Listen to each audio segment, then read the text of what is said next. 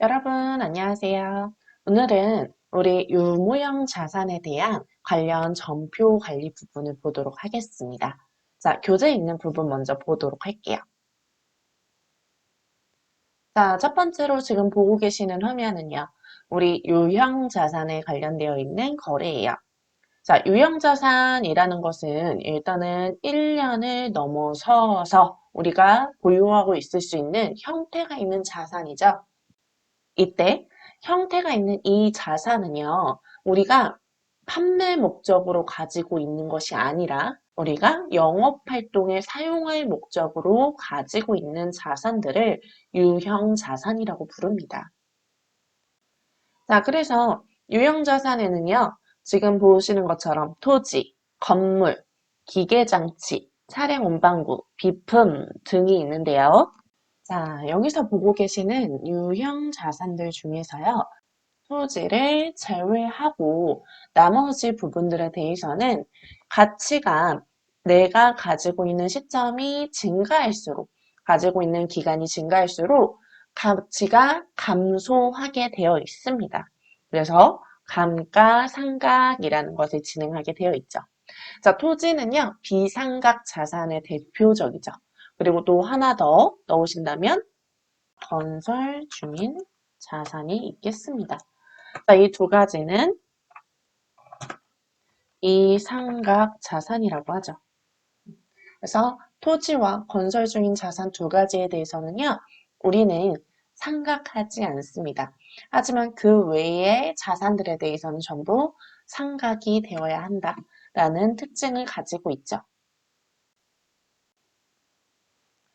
자, 그래서 이러한 우리 유형 자산들을 구매하셨을 경우에 구입했을 때는 이때 취득원가 부분은 매입원가 부분에 자, 그 유형 자산의 원래 가치 부분에다가 취득 시 발생하는 부대 비용들을 전부 다 플러스하는 것을 특징으로 가져가고 있습니다. 자, 우리는 지금 자산에서는요, 앞에서 보셨던 단기 매매 증권 부분을 제외하고는 대부분의 자산이 매입 시 발생되는 부대 비용을 더해서 함께 처리하도록 되어 있습니다. 자, 그렇기 때문에 지금 여기에서 우리 취득원가 부분에서 발생하는 부대 비용 체크 해주시는 거 다시 한번 봐주시고요. 자, 그리고 취득원가 부분은 이렇게 계산을 하는데 우리가 유형자산을 보유하고 있다 보면은 또 이 유형자산이라는 것은 대부분 그 형태가 크고 오랫동안 사용하는 것들이 많다 보니까 수리비가 발생하는 경우가 많이 생겨요. 자, 이 수리비가 발생했을 때 지금 보고 계시는 것처럼 자본적 지출과 수익적 지출로 나눠서 수리비가 발생되죠. 자, 이때 자본적 지출이라는 것은 우리 자산 가치의 증대. 자, 쉽게 보면 내용 연수를 연장시키는. 자, 내용 연수를 연장시킨다는 것은 지금 내가 가지고 있는 유형 자산에 대해서 무언가 이 수리로 인해서 그 가치가 증대. 자, 제일 많이 예로 나오는 게 바로 건물이에요. 건물을 중축하거나 또는 엘리베이터를 설치하는 경우를 바로 자산 가치가 증대됐다라고 봅니다. 이 건물이 엘리베이터를 만약 설치했다라고 한다면 엘리베이터를 설치함으로써 이 건물을 몇 년 더 사용할 수 있도록 내용 연수가 연장되거나 또는 엘리베이터 설치로 인해서 가치가 증대되었기 때문에 그 경우에는 사변에 해당하는 자산. 자, 제가 지금 예로 들어 드린 걸로 보면 건물이겠죠. 건물의 금액을 증가시켜줍니다. 자, 그리고 수익적 지출. 수익적 지출은요, 지금의 현 상태만 유지하는 거예요. 자, 현 상태를 유지하는 것. 그래서 이것도 이제 건물로 예를 들어 드리면 유리창, 깨진 유리창을 교체한다든지 아니면 찢어진 벽지를 바꾼다든지 이러한 것들은 현 상태만 유지하는 지출이고 그리고 이런 경우에는 위에서 말씀드렸던 엘리베이터를 설치한다거나 또는 증축을 하는 것에 비해서 비용이 적어요. 그래서 이렇게 적게 발생하는 비용들은 수선비라는 비용으로 바로 발생시킵니다. 자, 그래서 이 두 가지 특징에 따라서 우리 분개하는 방법을 꼭 알고 계셔야겠죠? 현 상태 유지를 위한 지출인지 아니면 그 가치가 증대되는 지출인지를 반드시 파악하시길 바랍니다. 자, 그리고요. 우리 위에서 말씀드렸듯이 건물, 기계장치, 차량원 방구, 비품과 같이 우리 감가상각을 진행해야 하는 유형자산들은요. 결산 시점마다 감가상각비에 대해서 계상하셔야 돼요. 자, 내가 가지고 있는 이 자산이 이번 기수에 어느 정도에 대한 금액만큼, 어느 정도의 비율만큼이 가치가 하락하게 되었는지를 비용으로 발생시켜 주셔야 합니다. 자, 이때 차변엔 감가상각비라는 비용이 발생하게 되어 있고요. 감가상각비라는 비용이 발생하게 되어 있고요. 그리고 대변에는요, 감가상각누계액이라는 우리 위에 있는 유형자산에 대한 차감적 평가 계정이 발생하게 됩니다. 자, 대변에 이러한 차감적 평가 계정이 발생하는 이유는 우리 지금 유형자산에 대해서 간접법을 사용하고 있기 때문이에요. 유형자산의 감가상각은 직접적으로 그 유형자산의 가치를 감소시키지 않고 차감적 평가 계정에서 계속 누적해 두었다가 처분이나 또는 폐기라든지 이러한 형식으로 그 자산이 감소될 때 이 감가상각 누계액도 함께 감소시키는 형식으로 되어 있습니다. 자, 그래서 차변에는 감가상각비, 대변에는 감가상각 누계액으로 적용을 하시게 되어 있는 거죠. 자, 그래서 매 기수마다 이렇게 처리를 하시고요. 그리고 마지막으로 처분시가 있는데요.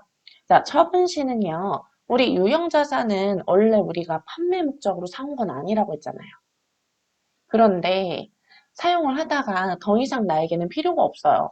이걸 더 이상 영업 활동에 사용하지 않는다 라고 한다면 이 경우에는 내가 다른 사람에게 매각할 수 있겠죠? 자, 이러한 경우를 처분이라고 하고요. 자, 이렇게 처분을 하는 경우에는요. 지금처럼 처분하는 금액이 내가 가지고 있는 가치보다 더 큰 경우 이 경우에는 내가 가지고 있는 장부가액보다 크게 팔았으면 이익을 보겠죠? 그래서 이익을 보는 경우에는 대변에 유형자산 처분 이익이라는 수익을 발생시켜 주시는 거고 자, 처분가액이 내가 가지고 있는 장부가액보다 더 작아요. 그럼 내가 이거를 손해보고 팔았다라고 보실 수 있겠죠. 그렇기 때문에 손해본 것, 비용이 발생된 거죠. 그래서 차변에 유형자산 처분 손실이 발생되게 됩니다. 자, 그래서 유형자산에 대해서는요. 일단 이런 유형자산에서는 가장 집중적으로 되어 있는 부분이 감가상각 자산들을 집중적으로 보고 있어요. 토지 같은 경우에는 매입원가, 취득원가 계산하는 부분에서 좀 많이 출제가 되고요. 그리고 그 외에 감가상각 자산들은 감가상각과 관련되어 있는 결사 문제, 그리고 지금처럼 처분 시에 어떻게 처리해야 하는지에 대한 분개 문제들이 많이 나오고 있습니다. 물론 자본적 제출에 대한 문제도 많이 출제되죠. 유형자산이 되게 여러 번 출제되는 부분 중에 하나예요. 그렇기 때문에 우리는 꼭 이 부분을 연습해 보고 가셔야겠죠? 자, 다음은 무형자산도 좀 보실게요. 자, 무형자산이라는 것은요, 일단은 없을 무예요. 형태가 없어요. 그러니까 우린 유형자산과는 달리 물리적으로 보여지지는 않지만, 그렇지만 우리 기업에서 미래의 경제적 효익을 가져올 수 있는 자산들을 무형자산이라고 합니다. 그래서 무형자산에는요, 지금 보시는 것처럼 산업재산권과 같이 권리를 나타내는 부분들도 있고요. 그리고 신제품이 경제적 효익을 발생할 수 있도록 그 신제품 개발에 사용된 비용들도 무형 자산의 종류를 넣고 있습니다. 그러니까 요즘 들어서 무형 자산에서 개발비 부분이 많이 나오고 있어요. 그렇기 때문에 우리는 개발비랑 경상연구 개발비를 구분할 줄 아셔야 합니다. 그러니까 개발비 부분은 무형 자산에 들어가지만 경상연구 개발비는요, 판매비와 관리비 쪽에 있어요. 그렇기 때문에 이 두 가지 분류하실 수 있게 다시 한번 확인하시기 바랍니다. 자, 다음은 소프트웨어. 자, 소프트웨어는 지금 여러분이 가장 많이 접하고 계시는 것들이죠. 자, 어플리케이션 같은 경우도 소프트웨어의 한 종류들이고요. 이러한 것들을 우리 회사에서 보유하고 있다라고 한다면 그 해당하는 부분들 전부 다 무형자산으로 사용할 수 있겠죠. 자, 그러면 우리 실무 문제 보면서 어떠한 경우들을 분계 처리하는지 한번 보도록 하겠습니다. 자, 실무 문제 보시면요. 유무형자산 관련 거래 부분입니다. 1번 5월 3일에 본사 건물 신축을 위해서 취득한 토지의 등기 신청과 관련하여 다음과 같이 비용이 발생하여 전액 현금으로 지급했다고 합니다. 자, 비용 발생 부분 보니까 취득세, 그리고 교육세와 농특세, 그리고 취득에 대한 기타 관련 비용이 나와 있네요. 자, 우리는 지금 현재 건물을 신축하기 위해서 취득을 해오긴 했지만 아직 건물이 생긴 건 아니잖아요. 그렇기 때문에 이러한 경우에는 토지를 매입한 것으로 보셔야 하고요. 자, 토지 매입 시 아까 보셨었죠? 유형자산 매입 시에 발생되는 비용들은 전부 다 매입원가에 플러스 시키셔야 되죠. 자, 그래서 토지라는 자산으로 해서 모든 비용을 처리해 주시면 됩니다. 자, 우리 프로그램으로 가서 분계 한번 해보도록 할게요. 자, 프로그램에서 일반 전표 입력 보시고요. 5월 3일이죠? 5월 3일 사변에 자, 이번에는 우리 토지랑 현금이잖아요. 대변에 현금으로 모두 다 지급했으니까 출금으로 한번 해볼게요. 자, 출금으로 토지 넣어주시고요. 그리고 차변에 금액 전부 다 합쳐주셔야 되죠? 자, 우리 취득세랑 농특세 다 합치시면요. 얼마가 나오죠? 56만 원 나오죠? 자, 이렇게 넣어주시면 되겠습니다. 출금으로 한 번만 넣어주시면 되겠네요. 자, 다음 보세요. 2번. 자, 5월 8일이고요. 5월 8일에 주 한국자동차로부터 업무용 화물차를, 자, 화물차 구입을 했나 봐요. 자, 업무용 화물차를 500만 원에 법인카드로 구입을 하고 취득해야 하는 공채를 현금으로 20만 원에 구입하였다. 단 공채의 현재 가치는 16만 원이며 회사는 이를 단기 매매 증권으로 처리하고 있다. 자, 공채를 같이 섞어서 우리가 업무용 화물차를 구매한 내용입니다.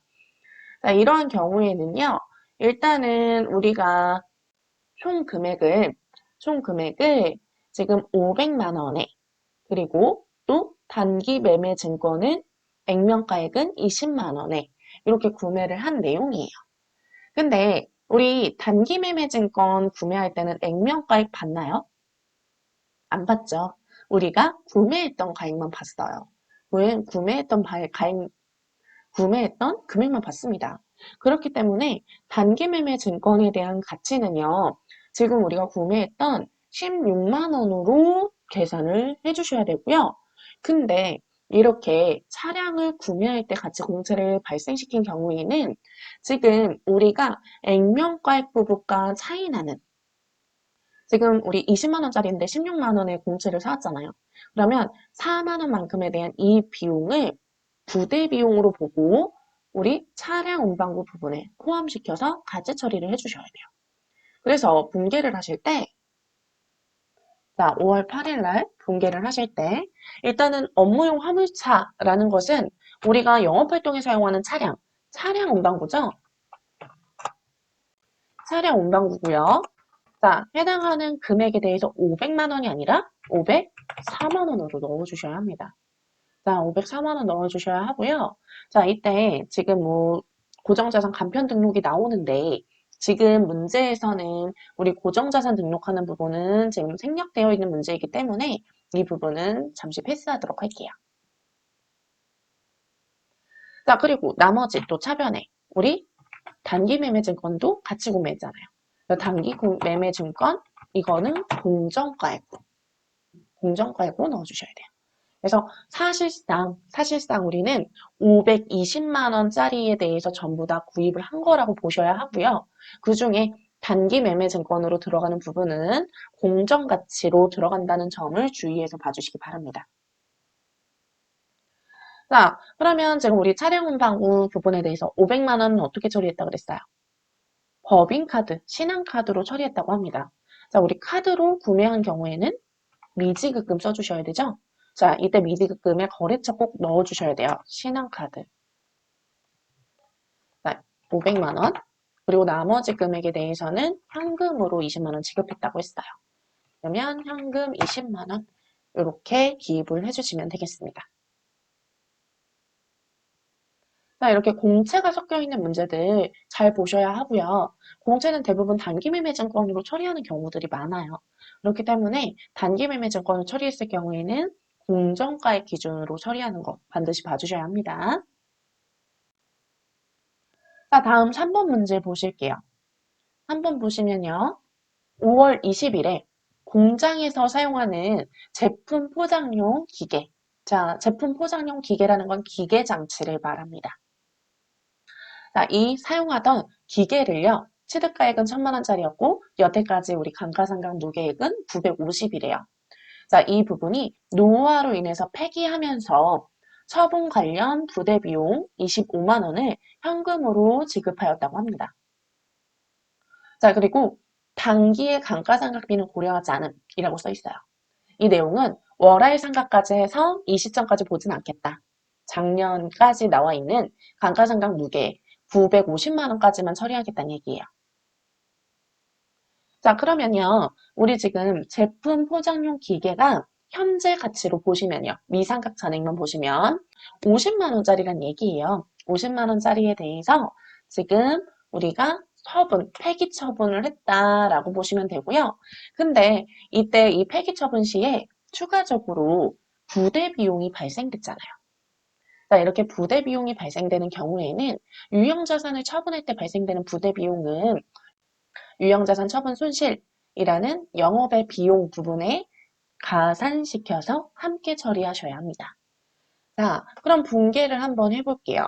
처분 시 분계 일단 20일에 대변부터 쓸게요. 자, 대변에는 우리가 가지고 있던 기계장치가 감소돼야 되고요. 기계장치를 감소시키실 때는 우리 원래 보유하고 있던 취득원가로 감소시키셔야겠죠? 왜냐면 우리는요, 처음에 매입할 때는 기계장치로 증가를 시켜놨으나 매년마다 감가상각비를 반영시킬 때는 기계장치라는 직접적인 유형자산에서 감소시킨 게 아니라 감가상각 누계액에서 감소를 시켰기 때문에 해당 자산에 대한 금액을 가지고 있던 취득가액 그대로 감소를 시켜주셔야 우리 계정계 원장에서 잔액이 차이가 발생하지 않습니다. 자, 그래서 대변에는 우리 취득원가 그대로 감소를 시켜주시고요. 그리고요, 차변에 우리 그 취득가액에 대해서 여태까지 감가상각했던 부분을 먼저 기입을 해주시면 돼요. 자, 감가상각 요계액은요, 대부분 유형자산의 바로 다음 코드로 사용하는 경우가 많이 있어요.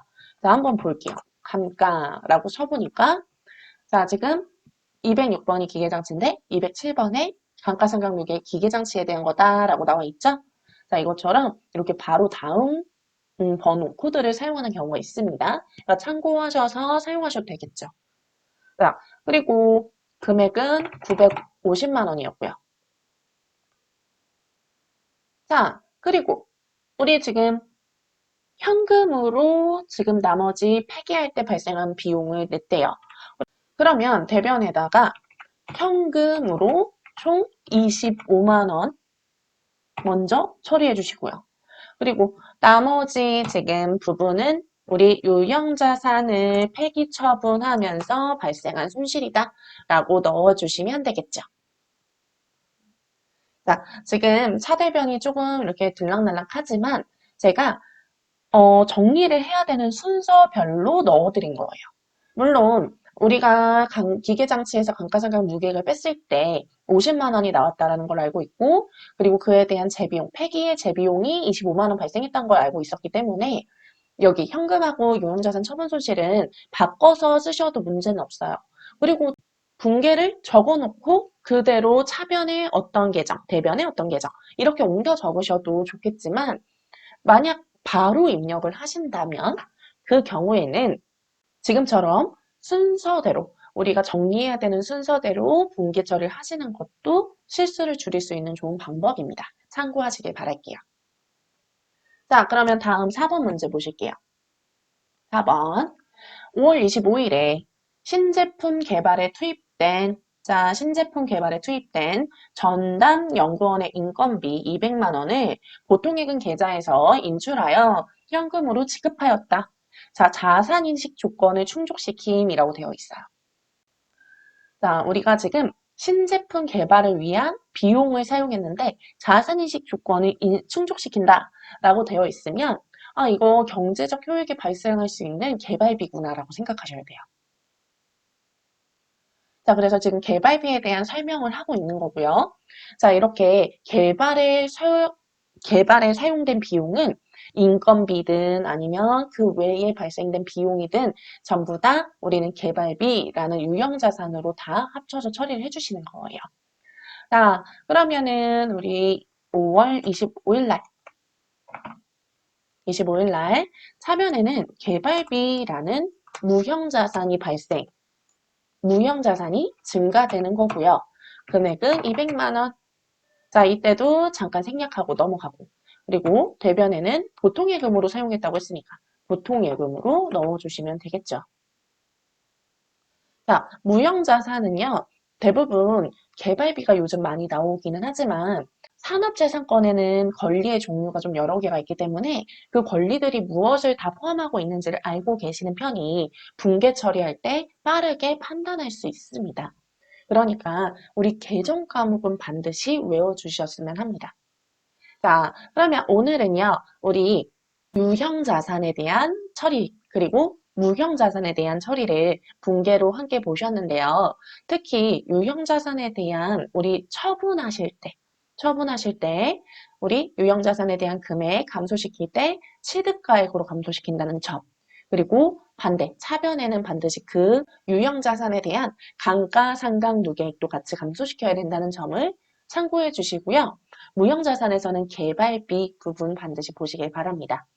자, 오늘은 여기까지 하도록 하겠습니다. 수고 많으셨습니다.